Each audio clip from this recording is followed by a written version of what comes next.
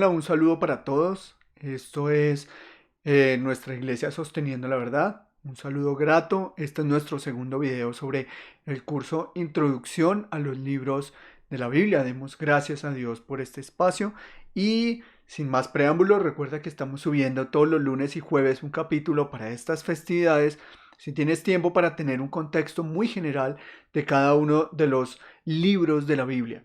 Queremos darte la bienvenida, esto es la Iglesia Sosteniendo la Verdad y recuerda en nuestro canal de YouTube, ahí estarán todos los videos, suscríbete y dale a la campanita ahí para que sepas cada vez que subimos un video y recuerda si te gusta el video compártelo, coméntanos y bueno ahí estaremos desarrollando más material para que sea la Iglesia de Cristo edificada. Sin más, comencemos con este primer video del curso Introducción a la Biblia. En el día de hoy vamos a estar estudiando el Pentateuco. Bien, introducción a los libros de la Biblia, una correcta interpretación de la palabra. El origen y la ley, libro del Pentateuco, es lo que en esta mañana vamos a estar estudiando. Hagamos una breve introducción. La palabra Pentateuco es un término derivado del griego penta, 5, y teucos, que son rollos, es decir, 5 rollos, ¿verdad? El término hebreo para describir estos 5 libros es el término Torah o ley. Cuando los hebreos hablan de la Torah, hablan de los primeros 5 libros de lo que para nosotros es la Biblia, la Torah, la ley. Los libros que conforman el Pentateuco son Génesis, Éxodo, Levítico, Números y Deuteronomio. Eso es lo que conforma el inicio de lo que nosotros conocemos como la Biblia, la palabra de Dios, la Escritura. Ahora, su autor se le atribuye a Moisés. ¿Por qué? Por los siguientes pasajes. Hay muchos más, pero simplemente quiero mencionar algunos pocos de los cuales podemos tener un sentido del por qué es Moisés su autor. Éxodo 17, 14, todos los pasajes que coloqué aquí están en la versión de la Reina Valera del 60. Y Jehová dijo a Moisés, escribe esto para memoria de un libro. Y di a Josué que raeré del mundo la memoria de Amelec de debajo del cielo. Bueno, ahí eso es un ejemplo de que fue Moisés quien escribió. Éxodo 24, 4, Moisés escribió todas las palabras de Jehová y levantándose de mañana edificó un altar al pie del monte y 12 columnas según las 12 tribus de Israel. Otro pasaje es Números 33, versículos 1 y 2. Moisés escribió sus salidas conforme a sus jornadas por mandato de Jehová. Estas pues son las jornadas con arreglo a sus salidas. Números comienza a describirlo, pero una vez más vemos que Moisés fue el que las escribió. Y finalmente, yéndonos al Nuevo Testamento, palabras de Jesucristo, Lucas 24, 44, y dijo, estas son las palabras que os hablé, estando aún con vosotros, que era necesario que se cumpliese todo lo que está escrito de mí en la ley de Moisés, en los profetas y en los salmos. Vemos que hace una referencia a la ley de Moisés más que a la ley de Dios. ¿Por qué? Porque se le atribuye el carácter de escritor de estos libros a Moisés.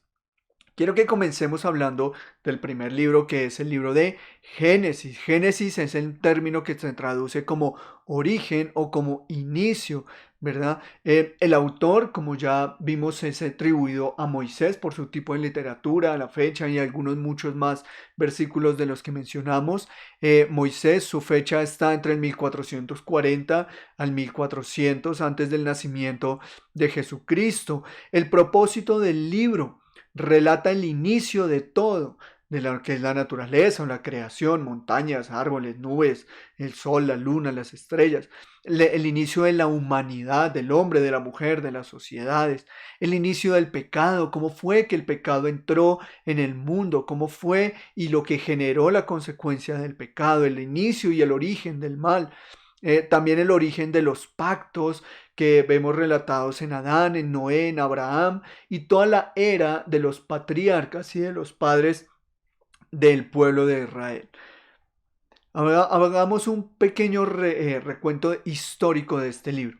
El libro de Génesis comienza con la eternidad pasada. Este es un concepto teológico que no es que sea realmente una eternidad pasada, porque la eternidad es no es ni pasada, ni presente, ni futuro, ¿cierto? La eternidad es eternidad fuera del tiempo, pero se le llama eternidad pasada a la existencia eterna de Dios antes de que todo existiera, una molécula, la energía, cualquier cosa, ¿cierto? Cualquier cosa que existiese, ya existía el Padre, el Hijo y el Espíritu Santo y su eternidad.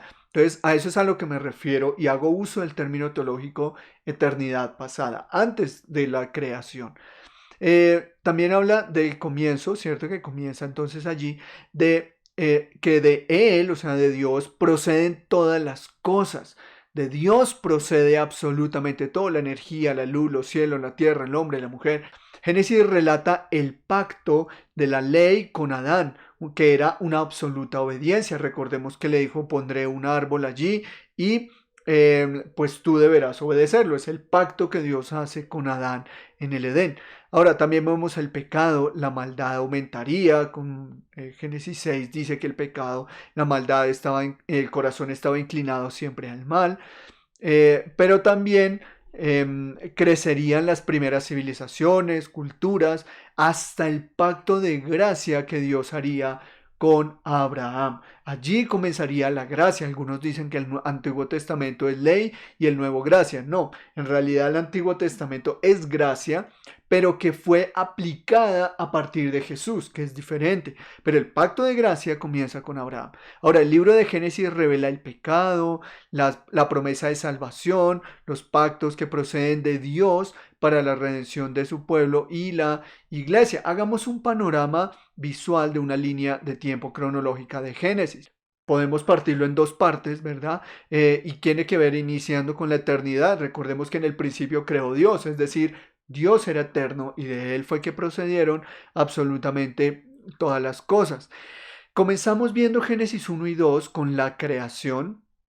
Luego el pecado, la descendencia de Adán y de Eva, desde el capítulo 3, versículo 11 hasta el 20, perdón, del capítulo 3 hasta el capítulo 11, versículo 26. Y en medio de esta historia podemos ver la vida de Noé y todo lo que conocemos con el pacto de Dios con Noé, el arca de Noé y demás. Pasemos a la segunda parte del libro de Génesis, que tiene que ver con la descendencia de Taré, que viene desde Génesis 11, 27, que es padre de Abraham, cuando estaban en Mesopotamia, en Ur de los Caldeos, hasta Génesis 22, que tiene que ver con el acto de fe de Abraham, es decir, en el momento en el que Abraham es probado para subir a aquel monte y sacrificar a Isaac. Recordemos que Isaac nunca murió, fue una prueba que Dios tuvo. Entre Génesis 11, 27 y Génesis 22 encontramos algunos puntos como este, el llamado a Abraham, Génesis 12, el pacto de la descendencia, Génesis 15, que es la promesa que Dios hace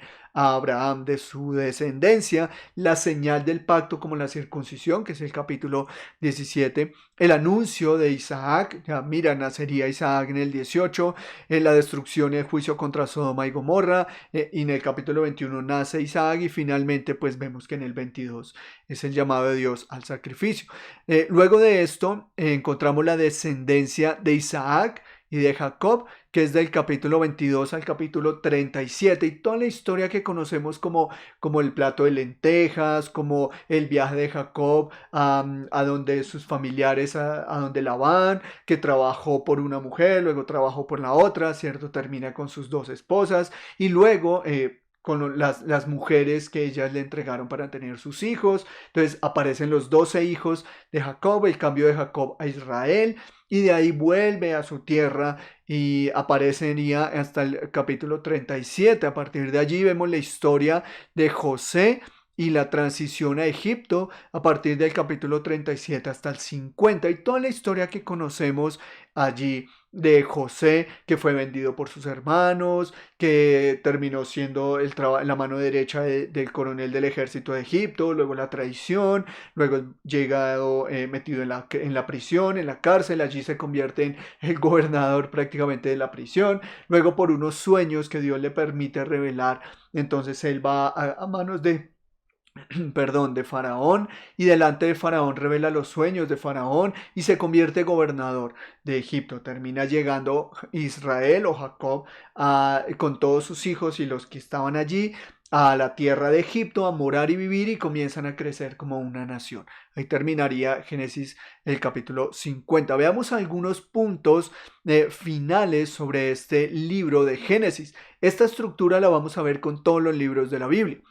Los puntos finales tienen que ver con versículos claves que resumen, como lo habíamos comentado en la introducción, resumen todo aquello que habla el libro de Génesis.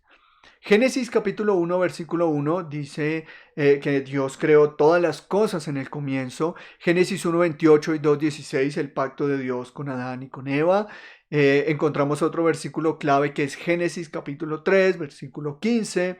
Génesis 17, del 7 al 14. Y pues eso sería todo con relación al libro de Génesis. Rápidamente vayamos al libro del Éxodo. Éxodo es un término que traduce salida o partida.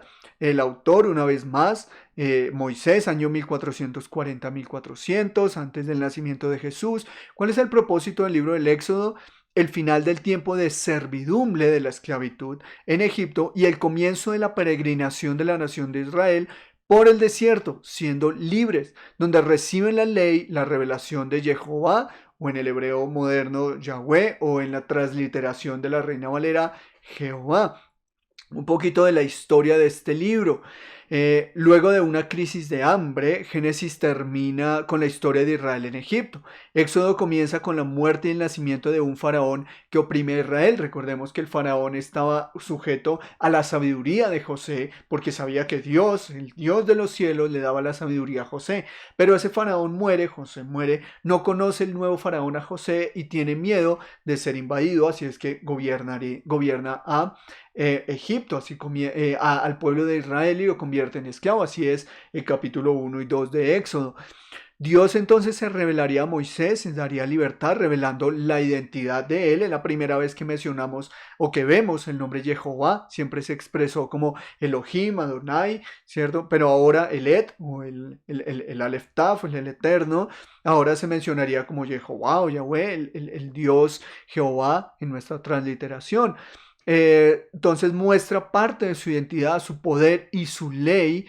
Dios, a través de la peregrinación por el desierto, revela parte de su carácter soberano, ¿cierto? Formando a un pueblo para que le sirva. En medio de este peregrinaje, Dios revelaría la ley, el tabernáculo, la adoración y las claras instrucciones para que Israel viva pasando de ser una familia, hijos de Jacob, de Israel, a ser una nación que estuvo en Egipto, y ahora ser la casa del mismo Dios que les había librado de la esclavitud. Por eso dice que en Egipto, en la peregrinación, Dios le revela el tabernáculo, el lugar en la tienda donde Dios moraría. También podríamos partir en dos el libro de Éxodo. La primera parte, que ya empezaría en el desierto, ¿cierto? Después, bueno, que está en Egipto y sale al desierto. Empezamos a ver que es la muerte de José, el nacimiento de Moisés, Éxodo capítulo 1, capítulo 2, luego Moisés y Aarón ante el faraón, desde el capítulo 3 al capítulo 7, versículo 7, todo lo que fueron las pruebas de Dios a Moisés para que él creyera, el llamado a Aarón para que hablara, y Moisés sería el instructor de Aarón, y todo lo que Moisés decía, Aarón se lo repetía a faraón. Todas las señales que Dios hizo allí y todo lo que Moisés y Aarón le pidieron a Faraón para dejar ir al pueblo. Luego encontramos del capítulo 7 al capítulo 12 todo lo que fueron las 10 plagas que fueron derramadas sobre Egipto. En medio de esto vemos el pacto con Moisés y el establecimiento de la Pascua. Eso lo encontramos antes de la última plaga, que tiene que ver con la muerte de los primogénitos. Ahora bien, esta primera parte podría terminar aquí con la salida de Egipto, que es Éxodo 13 y 14. Salen por fin de Egipto y son libres en el desierto atravesando el mar. La segunda parte ya sería todo el peregrinaje inicial en el desierto. Empezaríamos hablando de la adopción de Israel como el pueblo de Dios, del capítulo 15 al capítulo 40. Todo el resto del libro es un pueblo que sería el pueblo mismo de Dios. ¿Qué encontramos aquí? El cántico de Moisés, eventos en el desierto, como el agua de la roca, el maná del cielo, todos estos eventos milagrosos, ¿cierto? Entraría Israel en el Sinaí del capítulo 19 al 24, importantes sucesos dentro del Sinaí, toda la revelación de la ley, incluyendo las tablas de la ley, la revelación del tabernáculo, vendría luego lo del becerro de oro, la renovación del pacto y las segundas tablas de la ley. Y el libro terminaría hablando de la construcción del tabernáculo como tal. ¿Cuáles serían los puntos finales? Bueno, los versículos claves que nos permiten comprender todo el contexto y el mensaje del libro de Éxodo. Éxodo capítulo 3, versículo 8, cuando Dios dice, yo liberaré a mi pueblo. Encontramos Éxodo 2, del 1 al 2 y 7, del 2 al 5, que es el llamado y la elección de Moisés. O sea, Dios escogió a Moisés, lo preservó desde que nació y lo guardó y lo llamó para ir a hablar e interceder o a representar a Dios ante el faraón y su propósito. Éxodo 12, la Pascua, muy importante porque sería la razón por la cual ellos irían al desierto a celebrar la liberación de la esclavitud y que es un fuerte referente e igual en esencia y en sentido al pacto de gracia que nosotros celebraríamos con la Santa Cena. Finalmente, Éxodo capítulo 20 del 1 al 17 y el 34 del 27 al 29, que tiene que ver con las tablas que Dios le dio a Moisés. El resumen de la ley de Dios está en el decálogo o lo que conocemos como tablas de la ley. Y el resumen de ese decálogo está en lo que Jesús ya enseñaría, en amar a Dios y amar al prójimo. Ahora pasemos al siguiente libro, que es el libro de Levítico. La palabra Levítico o el libro de los levitas originalmente es y él llamó, porque es el libro específicamente enfocado a la tribu de Leví. Es la ley, pero en una instancia, ¿qué debían hacer los levitas dentro del pueblo de Israel? Y esto es muy importante diferenciarlo. Su autor, lo hemos dicho, Moisés. ¿Cuál es el propósito de este libro?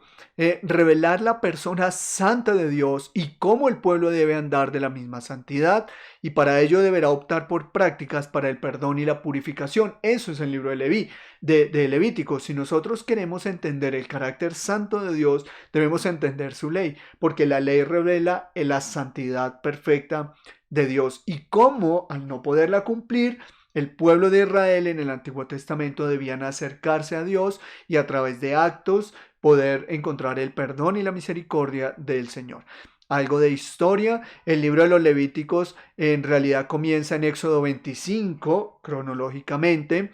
¿Por qué? Porque trae como historia la institución del pacto en el monte Sinaí. Esa es la historia del libro de los de Levítico, la historia en el monte y el pacto que haría Dios con el pueblo. Este libro presenta todo tipo de leyes de conducta para el pueblo de Israel, las leyes legislativas, religiosas, morales. Recordemos que hay tres tipos de ley cuando se nos hable de la Biblia y la ley, que el Nuevo Testamento dice, no estás bajo la ley, sino bajo la gracia. Debemos comprender que hay tres tipos de leyes: la ley moral, que todo lo que tiene que ver con la conducta, el pensamiento, las emociones, nuestra vida interna y externa; la ley religiosa, todo lo que tiene que ver con las fiestas, el Shabbat y todo eso que es del Antiguo Testamento; los sacrificios; y las leyes legislativas, que es todo lo que tiene que ver con el gobierno y cómo debería gobernarse dentro de la nación de Israel. Son los tres tipos de leyes. ¿Cuál está vigente hoy en día? La ley moral y la esencia de las prácticas religiosas. Por eso no celebramos el Shabbat ni ninguna fiesta, porque no estamos bajo la ley, pero sí podemos y debemos considerar la esencia de cada una de ellas, los pactos, la circuncisión y la Pascua, y es lo que celebramos y conmemoramos como el Día del Señor, la Santa Cena y el bautismo, y con la misma actitud de reverencia y honra a nuestro Dios. Muchos de los sacrificios mostrados allí se refieren y exponen la obra de Jesucristo en la cruz para la limpieza de todo aquel que en él cree. En el Éxodo, Dios mandó construir el tabernáculo. En Levítico manda a los sacerdotes y levitas a administrar todo lo que debían hacer ellos y el pueblo, ya que hay un tabernáculo, un altar, un lugar santo, un lugar santísimo. Bueno, ¿cómo debes usarlo para el perdón de los pecados? Por eso es tan importante tener en cuenta este libro. Bosquejo del libro. Igual lo podemos dividir en dos grandes partes. Estando en el desierto, con lo del monte del Sinaí, la primera parte podríamos comenzar seguramente, y quiero aclarar esto, vas a encontrar muchos bosquejos, no lo sé. Este es el que yo creo que podremos tener una claridad. No quiere decir que los otros estén bien o mal. Yo personalmente creo que podemos encontrar este libro de Levítico y pues concordando con algunos autores de Levítico y de todos los libros, que creo que podríamos comprender esta división de una forma sencilla. Vemos entonces, lo primero son las leyes de los sacrificios, Levítico del 1 al 7. Todos los sacrificios de todos los animales para consagración y perdón están en los primeros 7 capítulos de este libro. Luego encontramos la consagración de la familia sacerdotal a Aarón y toda su familia y su descendencia, del capítulo 8 al 10 de Levítico. Luego encontramos la diferencia entre los animales puros y impuros del 11 al 15 y terminaríamos esta parte con el día anual de la expiación, que es Levítico 16, uno de los capítulos más importantes del libro, porque es la obra de Cristo y la expiación del Cordero para vida eterna. Ya la segunda parte sería en el Levítico 17 al 20, para vivir en santidad, ¿qué se debe hacer? Entonces ahí encontramos todo lo que Dios mandaría al pueblo. Allí encontramos el temas de alimentación en el Antiguo Testamento, los temas matrimoniales y temas de moralidad de vida diaria, que vale la pena revisarlos y ver cuán aplicables son, como todo en la palabra de Dios. Luego podríamos del capítulo 21 al 22 hablar de la santidad tanto de los sacerdotes y de los sacrificios y cómo se debería hacer.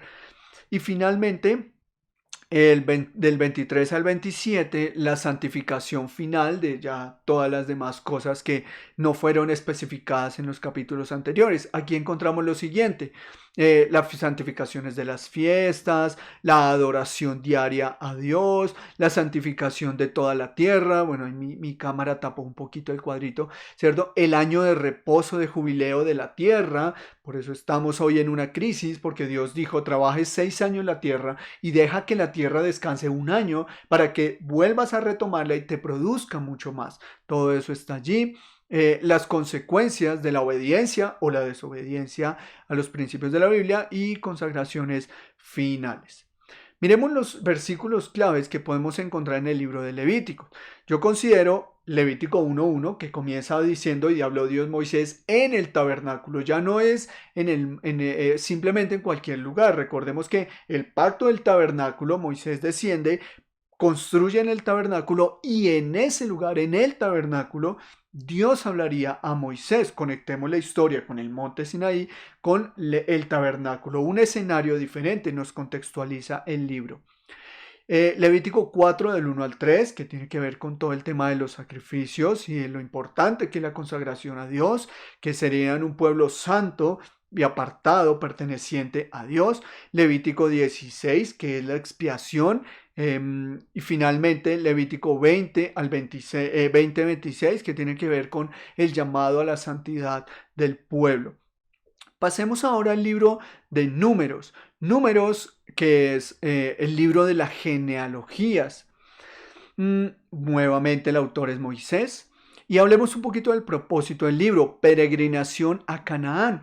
Recuerden que Israel sale de Egipto 2 años más o menos, o bueno, 1 año y algo caminando, llegan a Jericó y dicen: no, nosotros no vamos a ir. Entonces se devuelven y se quedan entonces 40 años divagando en el desierto. Bueno, esos 2 primeros años en el desierto estarían en Éxodo y Levítico. Aquí comenzarían desde el año segundo aproximadamente de que salieron de Egipto hasta el año 40 en el desierto. Es decir, Números encierra toda la historia del desierto. ¿Qué encontramos allí?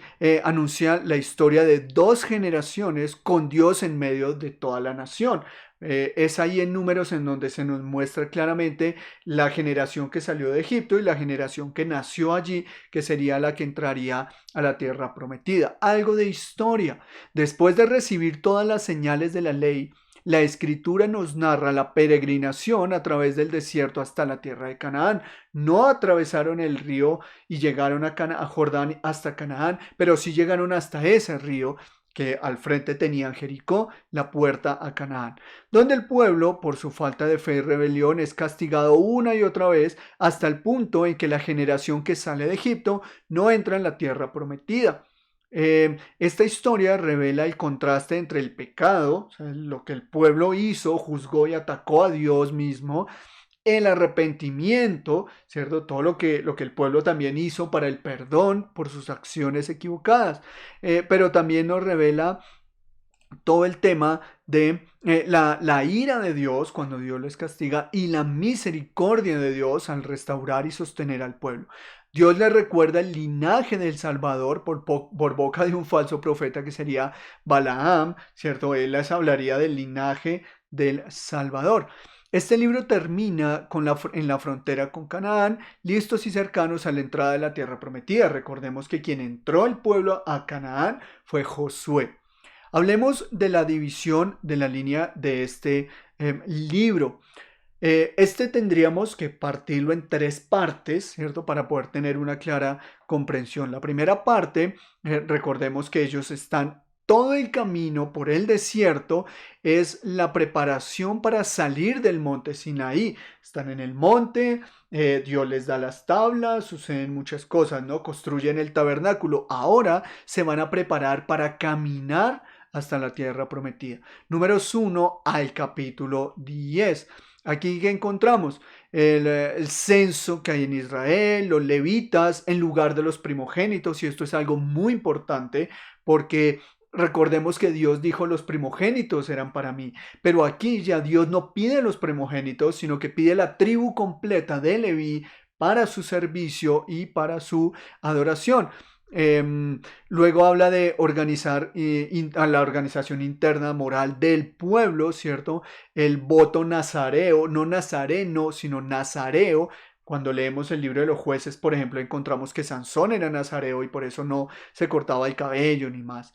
Y finalmente, la celebración de la Pascua. En Éxodo, capítulo 12, es cómo se celebra la Pascua. En Levítico 16, el cordero para la expiación, pero en Números es cuando vemos que el pueblo celebra la Pascua. La segunda parte vemos que es el camino desde ese monte, o sea, ya comienzan a caminar desde el monte Sinaí hasta Pisgá, que es parte del recorrido antes de llegar a la frontera con Canaán. Números 10 hasta el capítulo 21. Aquí que encontramos la rebelión contra Moisés, ¿cierto? La misión de los 12 espías que finalmente no quisieron escuchar a 10 de ellos, las leyes sobre todo el tema de las ofrendas que debían ser dadas al Señor.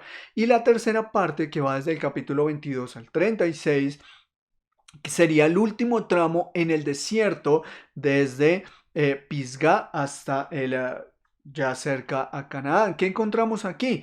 Es la historia de Balaam, recordamos, creo que el suceso más importante es cuando la burra le habla a Balaam, ¿cierto? El censo, el segundo censo en Moab. Josué es nombrado el sucesor de Moisés y se reparte la tierra. ¿Cómo sería la tierra en Canaán? ¿Quieres conocer el mapa de Israel en la época del Antiguo Testamento? Entonces allí en esta última porción de Números dice qué parte le correspondía a cada uno. Y finalmente se nombraría más todo el donde la ubicación de esas ciudades de refugio para aquellos enfermos o personas que tenían que separarse del pueblo y para volver a limpiarse en la tierra de Canaán. Miremos los puntos finales o todo lo que tiene que ver con los versículos claves. El primero es Números 1, del 1 al 2, que tiene que ver con el censo. Encontramos Números capítulo 6, 22 al 27, Números 14, 21 al 23 y Números 23 del 18 al 24. Estos versículos resumen cada una de las partes y contextos del libro de Números que nosotros encontramos en la palabra del Señor.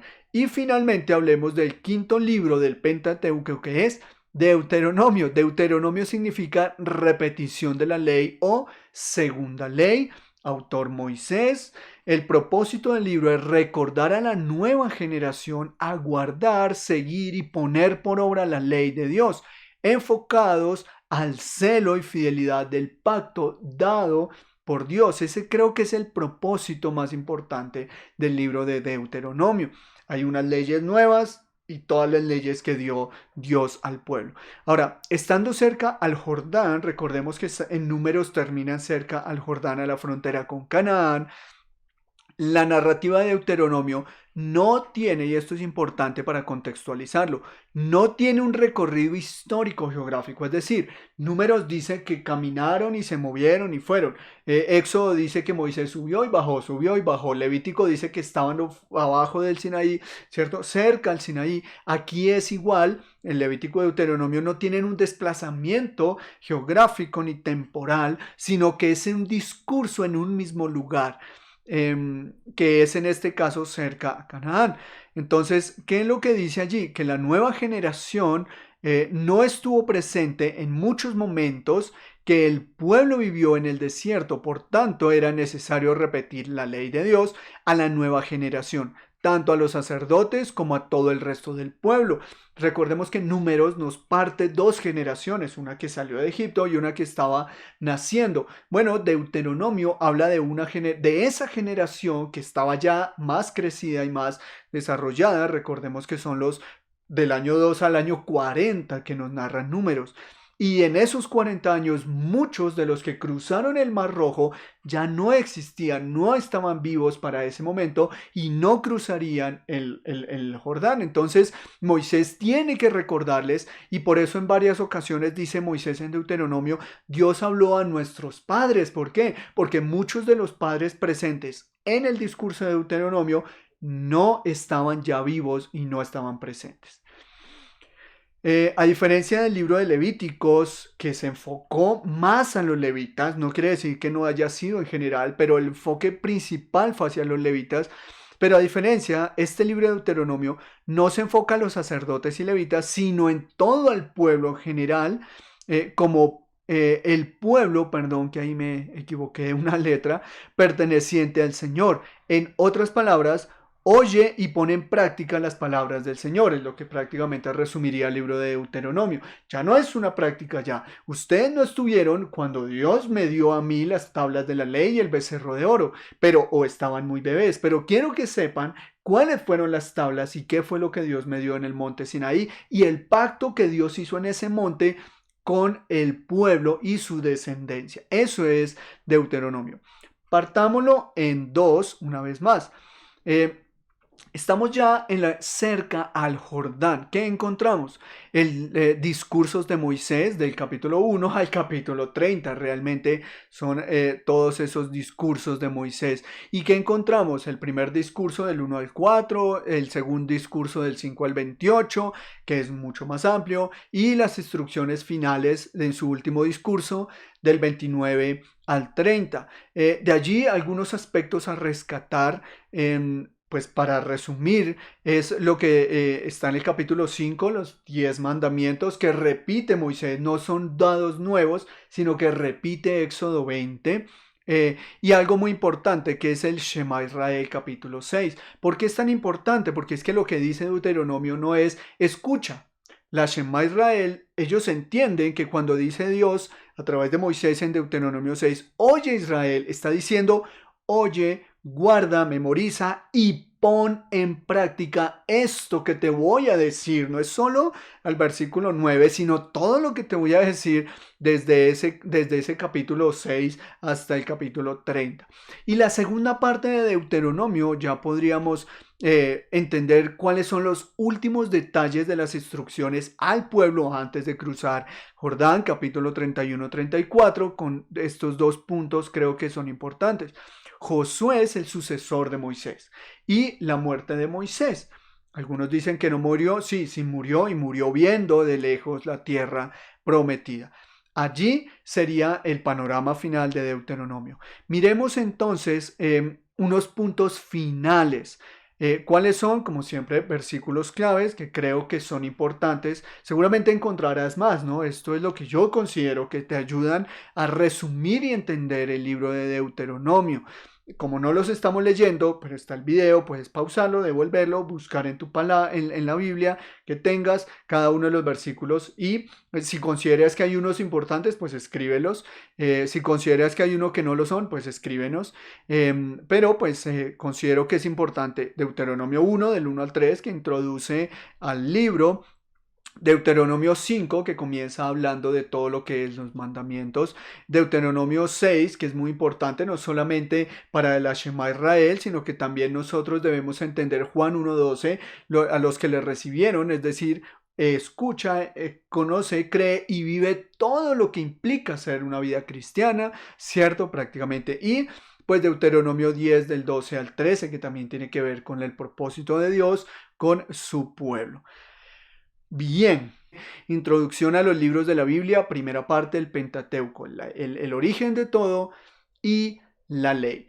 Dios les guarde, Dios les bendiga y quedamos para el próximo video el lunes, que tiene que ver con la primera parte de los libros históricos del Antiguo Testamento. Bendiciones para todos.